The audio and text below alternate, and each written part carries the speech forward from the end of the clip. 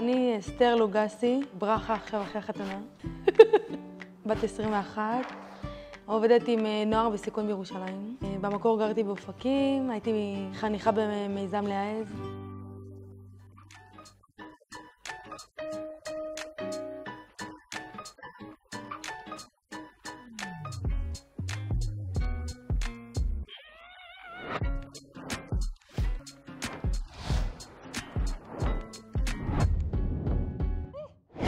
הזיכרון הראשון שלי מלהעז זה שביל ישראל, שהתחלנו אותו בדן. בדרך הכרתי את דאל המלגאי.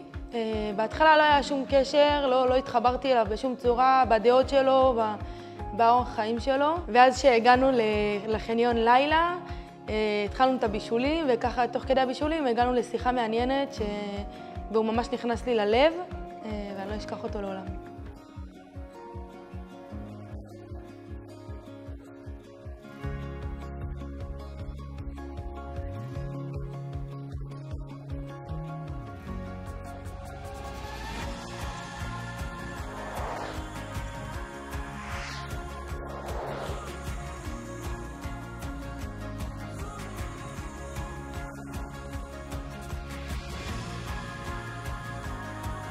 מה שלמדתי בלהעז, אהבת האחר, לקבל את האדם השונה. אני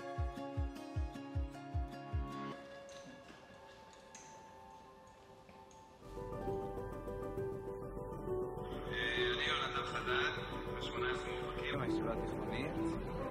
היי, קוראים לי אסתר, היית תלמידה בכיתה ט' באולפן הטיילת בשחר באופקים.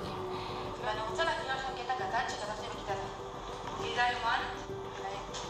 וואי, יש לי את היומן הזה עד היום. אז קודם כל נתחיל בזה שאני גאה בעצמי שיצאתי לחלק השני של עצמי. גם שבחלק הראשון היה לי מאוד קשה, גם כשנפלתי וכאבי לא התייאשתי, ועדיין היה לי קשה. וואי. היום הייתה לנו פעילות, חבר'ה של סיירת כאן. היה יותר אווירה של חינוך, בני אדם מעבר למסכות של הבתים ושל החיילים, והיה לי מאוד משמעותי וממש וואי, את חייבת לשלוח לי את זה. יש לי את היומן.